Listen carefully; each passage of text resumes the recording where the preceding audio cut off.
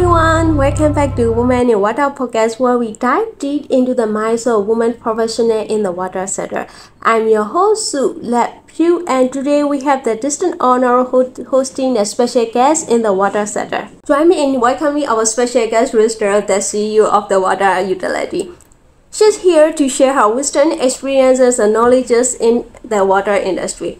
But before we dive into our conversation, I'd like to extend the mic over to our esteemed guest. Riksta, would you kindly please introduce yourself to our listener? Yes, thank you so much. My name is Riksta Ziwart. I'm the CEO of the water company in Groningen, and that's in the Netherlands, in Europe.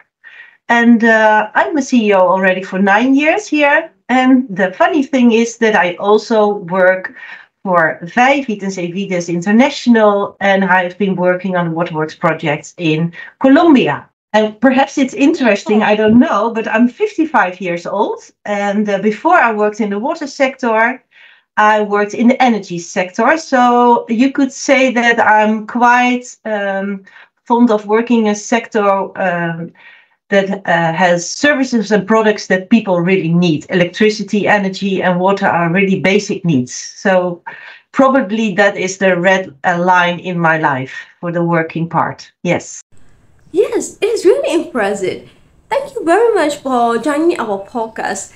We really appreciate this, and we can't wait to listen your story. So let me ask the very first question of our podcast. What does water mean to you? Well, actually, it always meant unconsciously a lot for me because I was a user and I am a user of water. But the last 10 years, the importance of water, drinking water, clean water is my work. So it means everything to me now. And everywhere in the world, when there is trouble or there are issues, you see that if people have access to water, the basic needs, they can live. But if not, it's a problem. So the needs in the Netherlands are different from the needs in other countries, but I've seen both sides, and that makes me very aware that I want to join and help and make better the world concerning access to water.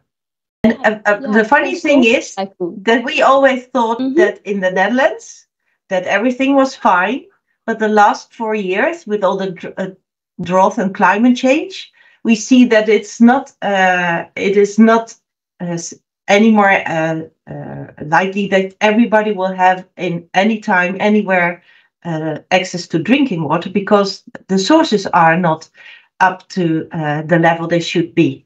So even in the Netherlands, a country that is famous for its drinking water quality and quantity, it is an issue also. So we're working very hard on that. Yes. Yes, that's so insightful because when we talk about think about Netherlands, we think that okay, this is the best about water in the world. But you have so many experience not only in Netherlands and in other countries. I'm sure that we will have a very inspiring episode today. So yeah, you mentioned that you are also in the electricity sector and energy sector. So how did you get into the water sector, by the way? Well, actually, I have been studying. I'm a lawyer, so I studied law and environmental law and energy law. And when I was 25, I was offered a job as a company lawyer at an energy company, a small energy company. But in those days, regulations changed and all these companies, they've merged together to become bigger ones. And finally, also, they became from publicly more privately. So the shares were sold by the public owners to more private-owned companies. So in 70 years of energy sector, I worked first with the public shareholder and then with the more private shareholders, and it made a total difference. The first was really relying on giving everybody access to energy that is affordable. And after that, it was more, how can you sell as much services and product as you know in order to make a profit also? And it is not that the company image changed a lot, but I must say, I think that the sustainability of the energy sources is very important to the environment, like also for water, but also for energy. And that's why I decided after 17 years to make a change, and then when I stepped over to the water company, which is still publicly owned. And that's important because for me it is access to water, and have it preserved for a long period, also for the future, all the generations after us, is the head task I have as a director with the people in my company. And that gives me the motivation to do the right things. So it's not profit driven, but it is driven by, I want to safeguard access to water for the long time. And that makes me really happy. It's hard work because everybody has things they want to realize in the scarce environment we have. But everybody also says, water, it's a no-brainer. Everybody needs it. So we have to make a place for it, space for it, and arrange finance and money for it. But that's why it's so interesting to talk about Colombia, where I went to Aqua Valle in Cali. For the VI project. I've been there twice, and I'm probably going the beginning of 2024 for the third time.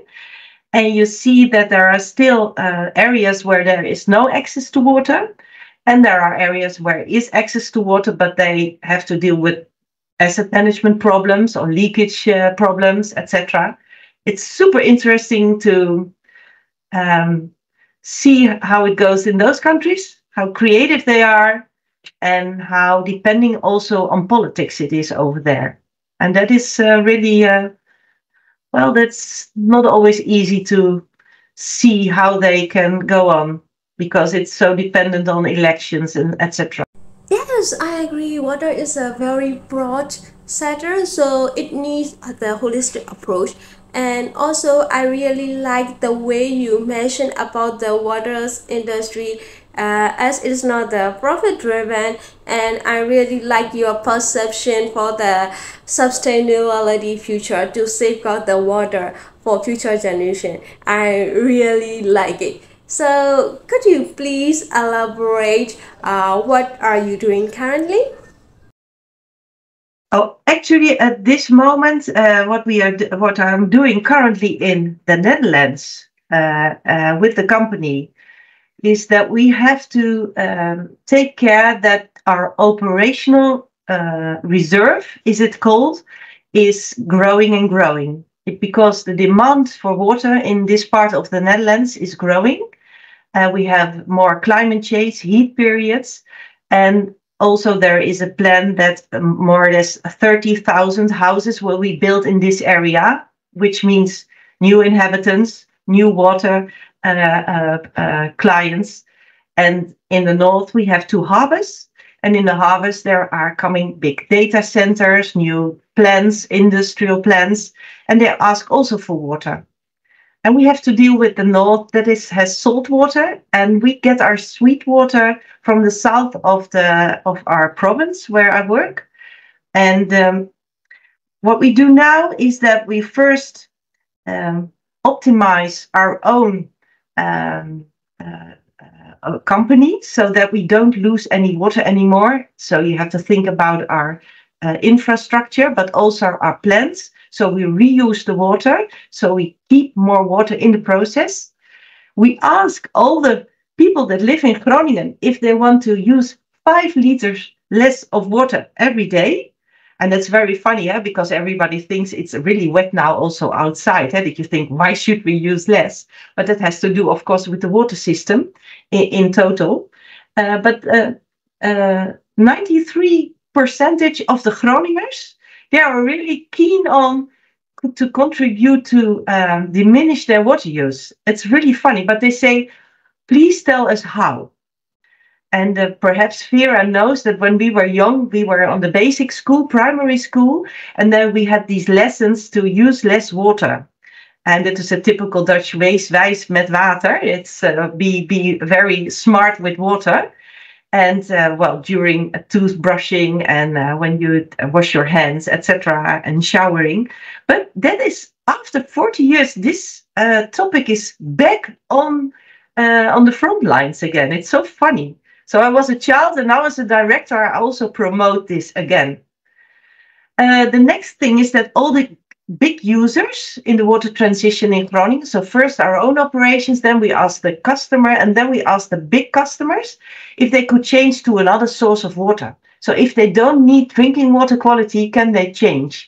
And especially in the harbors with the big companies that use a lot of water, we are also offering an opportunity or an how do you call it, Vera? An alternative, of course, by we make also process industrial water from other sources than sweet water sources, and we now switch existing customers, and we promote that new customers get this water instead of drinking water quality. And the last and the biggest and the most difficult is that we also need extra sweet water, new sources, new locations where we can make water for the longer term future. And so we now are dealing with provinces and all the authorities to be able to get more water, sweet water, to make drinking water. So we have 5 routes that we are on, these 5 routes at the same time. And that is what we're doing. And the blue line is, I always say the blue line because it's about water. The blue line is that we want to keep it affordable for the clients, because you pay a lot for your energy, but you don't want that people have to pay a lot for water, because it must be accessible for everybody. And I know that sometimes I've went with somebody from a company who people that go to households that are not able to pay. And then you see the situation. That they just try to look for money in all the pots and cans. They have to pay the bill. And then I realized that even in Holland, this is the situation now and then. And that worries me a lot. So we have to invest a lot. Water will become more expensive because of all the investments we do for the water transition. And meanwhile, families have problems with paying even the water bill. So, well, that is actually the headline of where we're busy in, and a lot, of course, more. But the nice thing is that we have alternatives with industrial water, because we have an industrial water company. So we have an alternative to offer to the clients. Well, and if you then go to Colombia, to, for example, Aquavalle, where you have this rural area with really small productions locations that are not connected to each other, but only serve the surrounding. Like in Holland, we have connected all the locations, and there it is one location for one city or for one pueblo, as they say over there. You see that if there goes something wrong with the quality or the quantity, it immediately is a big problem.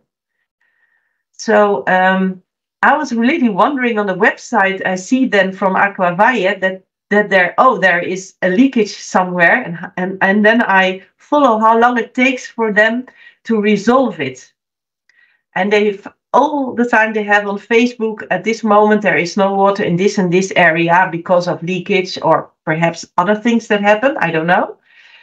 And well, we have in Holland a 99.99% of all service through the year. And I've asked them what their service level is, but I think it's around 80 or something. And the leakage percentage is much bigger. Yeah, so it's interesting that you are... that I'm sometimes worrying about if I can resolve all the problems in the Netherlands, and then I go to Cali and that I see that the problems are even bigger, and then it makes you quite, well, we'll see that, you have to deal with other situations, with other solutions, and you just have to deal with the possibilities you have. It's funny. The thing is that everybody in Colombia, even the women, talking about women, they are in all sorts of positions. I'm really quite I was quite happy to see that it's a 60-40 or a 50-50 situation in the specific locations where I was. And when I arrived at Waterbedrijf Groningen, still now, I think it's 68-32. So you see that in South America, women in water is in the water sector working is not an issue, even on technical positions. So it's I don't know how it is in where you work both, but I think it's an example for the Netherlands. I always tell Yeah, that it is if I nice. come back, I always tell that to all the women here. So come on, yeah, we must find more women and to have a more inclusive and diverse employment uh, um, strategy. Yeah, yeah, it is really nice to know that you saw a lot of women in the water sector, and I hope that even in our own country there will be more people working, especially women working in the water sector. What I feel is like I have not met a lot of women in the world. I mean, water professional, women water professional in the world. But I saw is that when I met one woman water professional, they are really interesting and fantastic, and they are also really inspiring, just like you. So yeah, that's what makes me encouraged to do this kind of podcast to Yes, show the yes. world that we are here and our voices are being heard. Yeah. Yes. So yeah, I'm really want to know about what the things you are really proud of during this year. You have done a lot.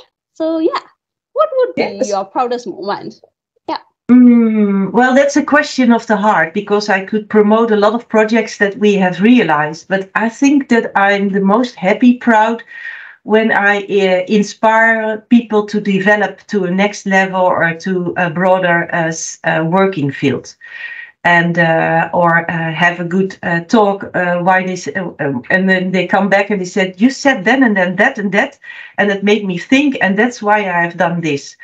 I think I'm the age 55 now that gives me a more a good feeling than a big project with a lot of numbers. I think I'm really inspired by trying to make a little difference. And a difference that you can make has always to do with people. Older people, younger people, men, women, it doesn't matter. The funny thing is that when I was in Cali, I was introduced to one of the young expert professionals. That was Daniela Gomez. She worked there. And she had also a course in half a year after I was there and I met her. And she had a course in the Netherlands where she went with all the young expert professionals. And I heard from Robert, the RPM, that she would be going there. And I said, well, I can invite her if she can come one week before. She can come to my company, so she can walk with me the whole week to see how we do the things here, to inspire her. And we had also nice talks, not only about the water sector, but also the things that are difficult in life. So I had a good I had a good contact with her. So she came here and she stayed also at home with me, with my family during that week. And every morning we drove to Groningen and every afternoon we drove back. And she had a presentation here. And I introduced her to everybody. And it felt so nice that I was invited over there in Cali. And she went out with me one day and she told everything about what happened over there. And I could do something back. And we still have contact. And it's like contact having with, I have a daughter who will sometimes contact me also, Mama, I don't know exactly what to do. Also, my boys do that, but with my daughter also. And Daniel is a bit like that. She says, I'm doing now this and this, and what do you think? So it's so nice that cross-border you have this context and to think about what is wise and how can you approach certain problems or how can you deal with things, or if there are contexts between people that don't go that fluently that you wished you would. I think that makes me the most happy. And I think I'm most proud that people trust me, even with difficult Yeah. problems. Yes. Yeah, this is so heart-touching because this kind of story, my personal story, made me really relatable to you. And this is so, yeah, I wish I could be her. Those kind of moments. So thank you very much. You shared this, and this is really inspiring. I mean, usually people think that when you are in the upper management, they think you as a somewhat like untouchable person, but you Yes. share that you are also a human and also a woman always ready to help Yeah. someone. So And I hope that it's if she really is in nice. that position, if Daniela is in a position like that, she will do that for some Mm-hmm. young expert professional when her Of time is, and course. do it because it helps you in your career. And when you're thinking about what will be the next step, or what are my talents, or how did you do things like that when you are younger, it's always good to help each other. And it doesn't matter if you're a Yes. woman or a man, of course, but it's nice that it goes that easily cross border, through cultures, through languages, and you can help each other. So Women in Water is Yes. also something that Seroptimist International supports. I'm a Seroptimist. I don't know if you know Seroptimist, but Seroptimist is an I always explain it like Rotary International, but it is only women that have different jobs and different functions, and they want to do good. And so internationally, they're also taking care of water initiatives. And as they see that having water is one of the basic needs in order to develop yourself to the next level. So also in this a connection with being a solar optimist, I do have a warm heart for water projects. Yes. Yeah, this is really nice to know. So right now, I am really wondering that have you got any particular experience as a woman in the water sector? So as a CEO, powerful woman CEO. Yeah, I was really wondering what you mean with experience, because I do the things how I do them, and Mm-hmm. I've been, for example, in Suriname when I was younger. Before I worked in the water sector, I still worked in the energy sector, and then I saw that it was not only an energy problem, but that water and access to water was the forefront runner of problems. And then it already interested me a lot that how do they take care, and how can they afford asset management in order to for long term. And then I've been in Africa, in Johannesburg, also in the surroundings where people do not have anything, where they live more or less in a small in small places, and they only have one point of access in the whole area for water.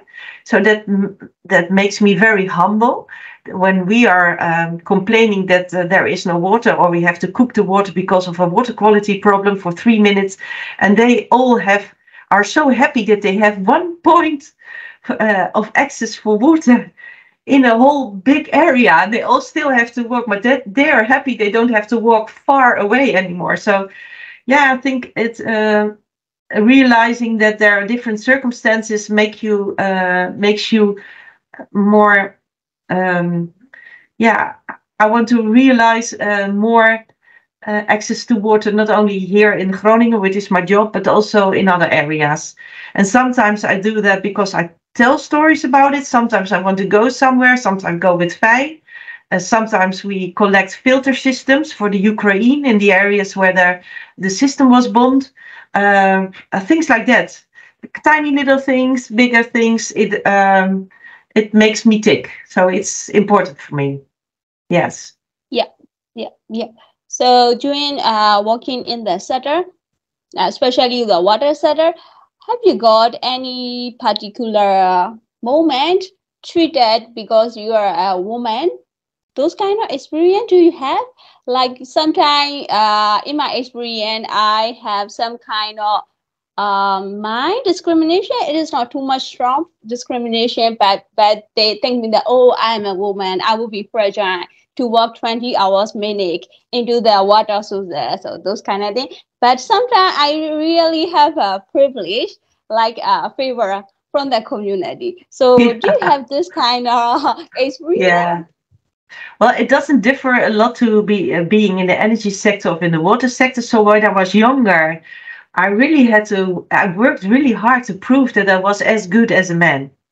And when I was 25, and meanwhile I got 3 children. I worked full time always, and everybody knew that I had the children. But I managed with my husband to balance that, and I did really big projects and hardworking jobs. And when I entered the water sector, the first day I remember that I stepped into the elevator, and not everybody knew me already in this company. And there was somebody who works outside in the infrastructure business of our company. And he was more or less nervous. And he said to me, "Oh, yes, you are the new director. Yes, I told my wife this morning at breakfast.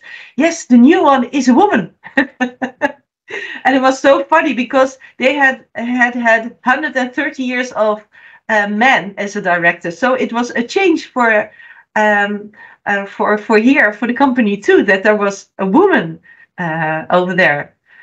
And well, sometimes when I was younger, a room with the director then in the energy company, people always thought that I would make the notes, because I was quite young, and they thought that I would make notes. And then this director always said to me, "Riksta, wait, don't say anything about it. If they look around who is going to make notes, and they view in your direction because you're the only woman here, then I will say, she's not going to take the notes. She is our company lawyer." And then he said, "We are 1 point ahead compared to the other party." And it happens sometimes, but how older I am, it is less an issue now. But when I was younger, it was. And I still have sometimes I have the reaction that when I look back at what I said or did, that I thought, "Oh, you were already again trying to convince everybody that you are as good as anyone else." And my husband always says, "You don't need that. You are good enough." But it's something sometimes you feel like you have to prove. I don't know if you recognize that. Yes, of course, I recognize this because sometimes, I often feel that I need to prove myself that I'm able to do this. I'm able to do that. When I have a lot of male co-workers, it's just out of nowhere. It just happened, and Yes. I feel like that, and I can totally relate about that. But I am really great to know that when I am older, I won't have less those kind of problems. This might be happy. Yes. So I have another funny example because when I arrived here at the water company, you have here in Holland, you have, I think Vera will know, you have pipe fitting championships, 1 in the 3 years. So it's really about that you're technically able to make a connection for a household to water. And it is a championship that has to do with rules. And it started with the people that work in the companies. So they have these championships, and they added, I think 12 years ago, also a directors league. And I'm quite competitive, because when I came here as a director, there was one of these my employees who said, "You must join, even if you're a woman, this director competition, because we, Groningen, always deliver the champions." And I was like, "Oh my God, this is technical. This is quite hard stuff." And so the first time we had the 3rd place, and 3 years later, with my adjunct director, we became first in the league of all the directors. And I do the tough stuff. And the last October or November, I don't know, this year, I did it together with a woman from Waternet, with Saskia de Haas. And we were the quickest. We had the clean run and the fastest. So we won as 2 ladies from all the guys, and the combination from a guy and a woman. And I can tell you, that was a very sweet moment for us. I can send you the picture. Yes, of course. We were really happy. Because then you prove not only that you're in mind, or how you take care of your company or your strategy, but also technically you prove that although you have less strength, if you are very smart, you can be as good. So that gave a lot of fun. Yeah. Yeah. I would love to see the picture. That's really nice. Yes, yes. Now, and the Yeah. situation is actually what you say as some suggestions for girls who wanted to work in the water sector, like you asked. I think doubt is good. If you doubt if you're good enough, just try. It is not, it is not, it is not, it is okay to fail. First attempt in learning, I learned sometimes. To fail is a first attempt in learning. And what you do with this learning in the second situation, that is how you learn and how you develop. And be open and transparent if you don't succeed. Don't have the air that you can do everything. I've made mistakes too. I've once been standing for my leadership troops the second year I was here, and I hoped that everybody had done something, and they didn't. And I felt the tears in my eyes because I thought, I'm working so hard. Is now not anyone going with me on this route? And then I said, okay, I stop this meeting because I become a bit emotional. I'm going home and we see each other this next week. And then on my way home, I phoned my husband and I said, oh, I almost cried. And I hate it when women cry if they are the CEO. And he said, oh, Riksta, just wait. They will start WhatsApp you or contact you because they probably are a bit out of, oh, what happened? And since that, when I was so open about my emotions and what I was, that I was disappointed and that I worked really hard and I didn't want to say something bad, my connection with the management layer here in the company is much better. We're more open. Also, when things we don't succeed in the first time, then we help each other instead of that you said, why did you succeed? So I think because I was so vulnerable, it made it easier for the other ones also to be also transparent, open, and vulnerable. And when it happens to them. But the first thought was that I failed when I was in this. And that are the things that women have, and you don't put them away and be the strong or very strict director. If you as a human being are not like this, just follow how you feel, and it's good enough. And if it's not good enough in a certain position, it will be good enough in another position. Yeah, that's true. And I'm sure that being vulnerable and being open need a lot of courage. Without courage, you cannot do it. I mean, it asks a lot of courage. Yeah. Yes. And I love that. Yeah. Yeah, sorry. And you must trust the others that what you say is safe. Yes.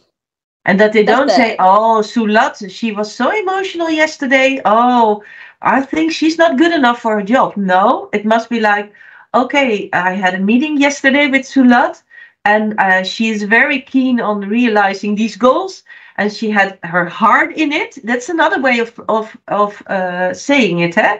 And she really wants me to help her. And that's a different way of saying what happened. You can be a team, or you can keep it by the others. And if you are a team, you would say the last sentences, like I said, that she is very keen on realizing, and we need to help her, or we have to do it together. And if you have that, if you can realize that spirit in the company or in your team, the good and the bad moments sharing together, you will be an excellent water ambassador and a woman in water in your company.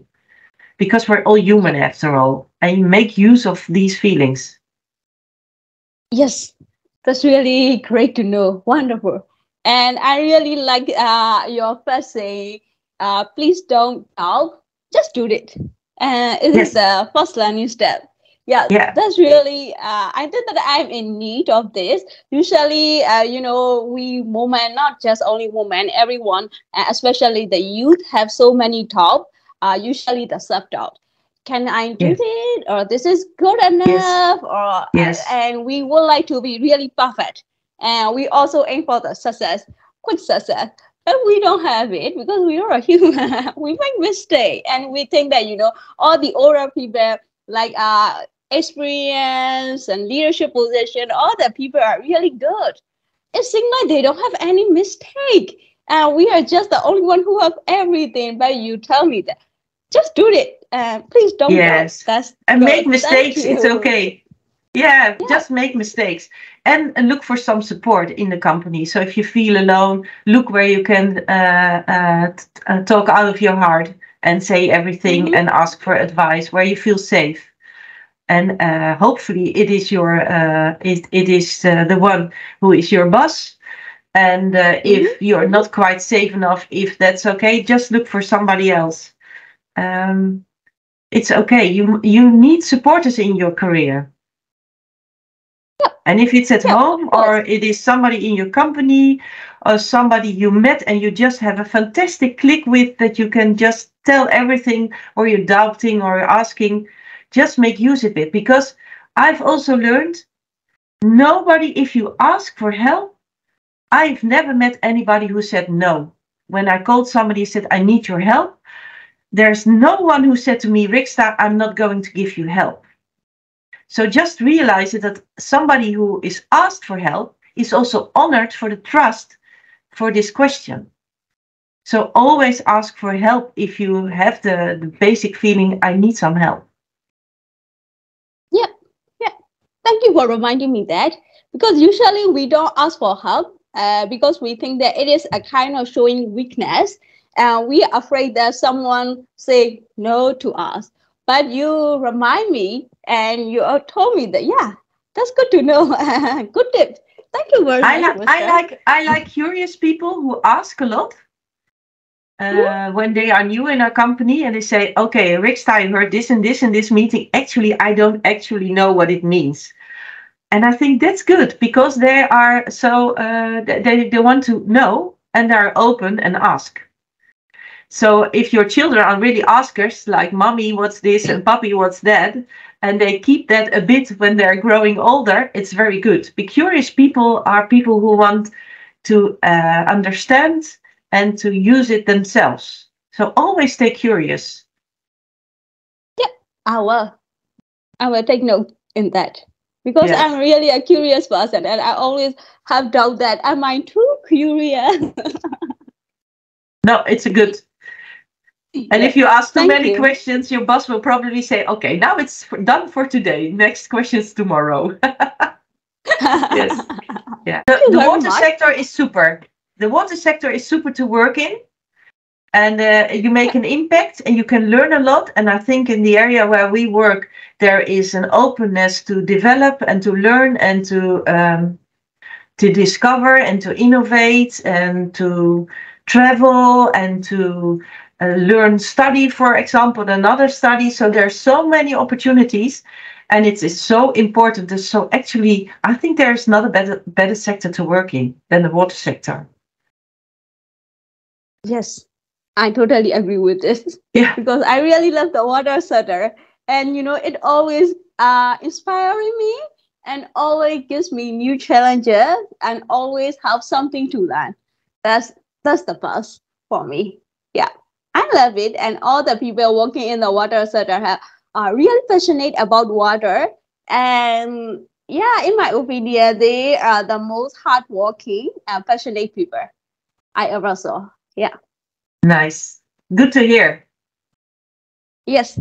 So now, as our conversation comes to a close, I want to express my deepest gratitude to you, Riksta, for gracing us with your presence today. Your wisdom, passions, experience, and dedication to water industry has truly left an incredible mark on our listener. Thank you very much, Riksta. You're welcome, Sulat and Vera. Most welcome. Yeah. Yes, and to our listener, thank you for tuning in. Remember, greatness lies within each and every one of us, and it is through the stories and lessons shared by remarkable individuals like Riksta that we find the inspiration to reach new heights. This concludes another enlightening episode of Women in Water podcast. Join us next time, and see you. Bye bye.